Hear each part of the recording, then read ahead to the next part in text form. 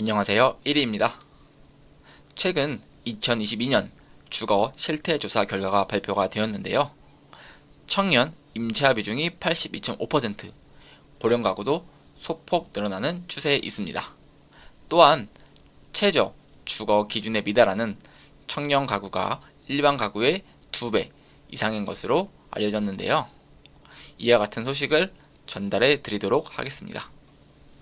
그 전에 앞서 목차부터 설명을 드리고자 하는데요.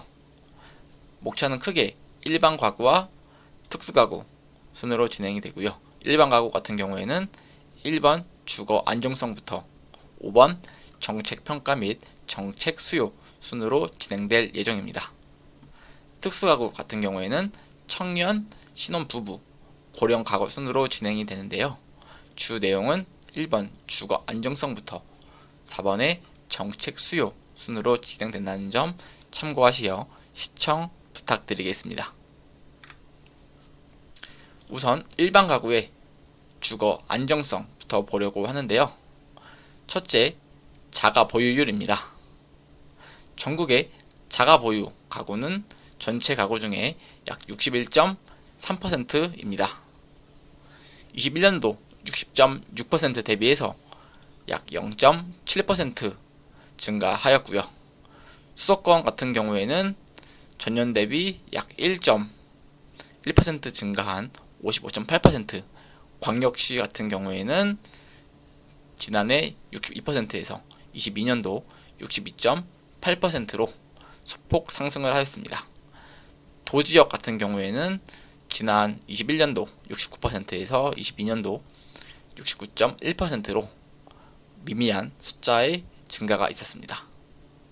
자가 점유율을 보도록 하겠습니다. 전국의 자가에서 거주하고 있는 가구는 전체 가구 중 약 57.5%에 해당이 되는데요. 21년 57.3% 대비해서 0.2% 증가를 하였습니다. 수도권 같은 경우에는 21년도 51.3%에서 22년 51.9%로 증가하였고요.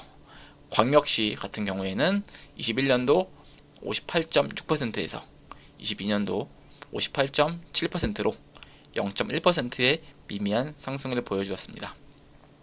반대로 도지역 같은 경우에는 21년도 65.9%에서 22년도 65.6%로 약 0.3% 감소를 기록하였습니다.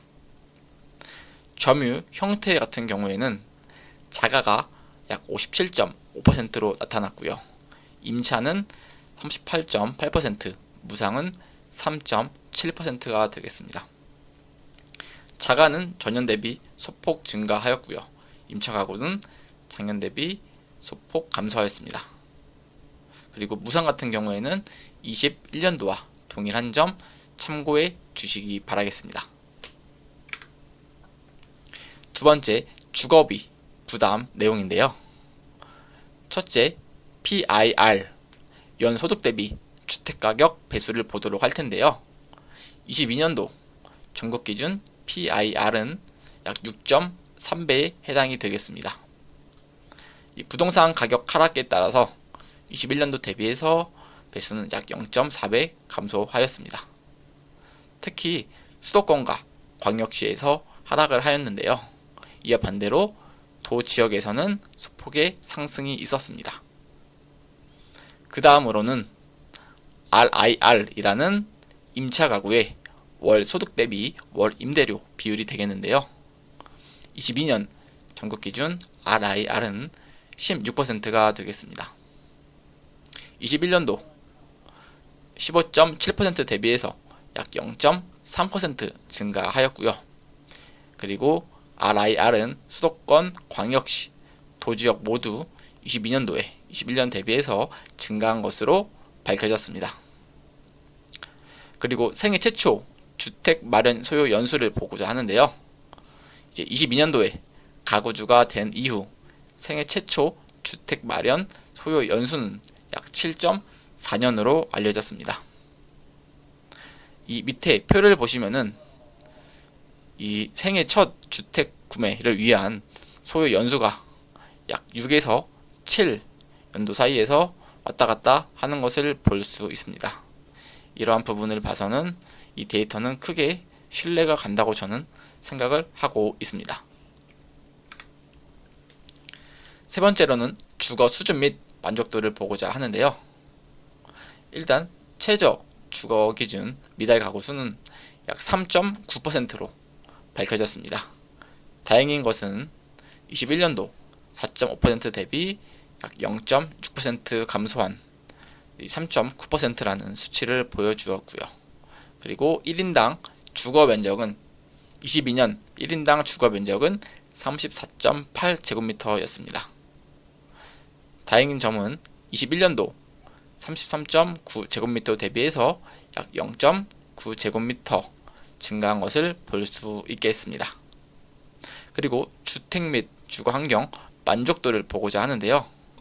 22년 주택 및 주거 환경 만족도는 각각 3점과 2.96점을 기록하였습니다.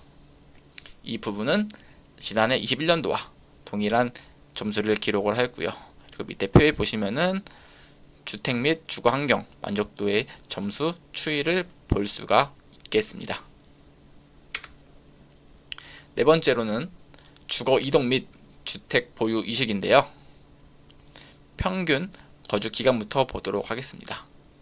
이제 22년도 평균 거주 기간은 7.9년이고요. 21년도 7.5년 대비해서 소폭의 증가를 보여주었습니다. 주거 이동률 같은 경우에는 현재 주택 거주 기간이 2년 이내인 가구는 약 33.7%로 밝혀졌는데요. 수도권과 광역시 그리고 도지역은 아래 숫자대로 이 평균과 큰 차이가 없다는 점 참고해 주시기 바라겠습니다. 그 다음에 세 번째로는 이사 이유인데요. 당연히 1위는 더 좋은 집으로 가기 위함인 것으로 밝혀졌는데요. 비율은 48.7%가 되겠습니다. 2위는 직주 근접, 그 직장과의 거리를 단축시키기 위한 비율이 약 30.2%였고요. 그리고 세 번째 3위로는 주택 마련을 위해서 28.8% 순으로 이제 데이터가 집계가 되었습니다. 마지막으로는 주택 보유 이식인데요. 22년도 주택 보유 이식은 89.6%로 대부분 내 집을 보유해야 한다는 이식이 많은 것으로 밝혀졌습니다. 이는 21년도 88.9% 대비해서 약 0.7% 증가하였습니다. 그치만 청년과 신혼부부에는 약간의 생각 차이가 조금 발생을 하였는데요. 청년 같은 경우에는 주택 보유 이식이 79.2%인 거에 반해 신혼부부는 92%로 좀 의미 있는 숫자가 차이가 난 것을 볼 수가 있었습니다. 그리고 이사한 이유가 제가 3위까지만 적어드렸는데요. 옆에 그래프를 보시면은 이제 1위부터 마지막 순위까지 나와 있는 것 또한 볼 수 있으니 참고해 주시기 바라겠습니다. 일반 가구의 다섯 번째, 정책 평가 및 정책 수요인데요. 우선 가장 필요한 주거 지원 프로그램을 말씀을 드리도록 하겠습니다. 이 응답자 중에 우선 가장 필요한 주거 지원 프로그램에 대해서 말씀을 드리고자 하는데요. 이 순서대로 말씀을 드리겠습니다. 1위는 주택 구입자금 대출 지원이 1위를 차지를 하였고요. 그리고 전세자금 대출 지원, 그리고 장기 공공 월세 보조금 지원 순으로 응답이 되었습니다. 그 다음으로는 주거 지원 프로그램 만족도입니다. 이 공공임대주택에 거주하는 가구 중에 96%가 만족한다는 아주 긍정적인 응답이 나왔고요. 21년도 만족도 95.2% 대비 약 0.8% 상승한 수치로 아주 의미 있는 숫자가 상승한 것으로 보여지고 있습니다. 이 좌측에 보시면은 공공임대주택 만족도에 따른 순위가 있는데요. 가장 순위가 높은 것은 저렴한 임대료가 절반 이상의 비중을 차지하는 것으로 밝혀졌고요. 그리고 자주 이사를 하지 않아도 되므로, 그 다음으로 시설이나 주변 여건이 좋아서, 그리고 마지막으로 가구 상황에 적합한 주택 규모다 등등의 순서가 되겠습니다. 지금부터는 특성 가구의 내용에 대해서 설명을 드리고자 하는데요. 첫 번째, 청년 가구부터 말씀을 드리겠습니다. 청년 가구의 주거 특성은, 청년 가구는 대부분 임차로 거주하고 있고요. 그리고 단독주택 거주 비율이 가장 높은 것으로 밝혀졌습니다. 그래서 아래 보시면은 청년 가구의 점유 형태는 임차가 가장 높았고요. 그리고 주택 유형으로는 단독주택의 거주 비율이 가장 높은 것으로 밝혀졌습니다. 그 다음에 주거비 부담 지수를 보고자 하는데요. 이 PIR은 전국 기준 약 6.7배로 21년 대비해서 소폭의 증가를 보여주었고요. 그리고 RIR은 전국 기준 17.4%로 21년 대비해서 소폭의 증가를 보여주었습니다. 이런 부분 때문에 청년들은 주거비 부담이 계속 증가하고 있다라고 봐주시면 되겠습니다.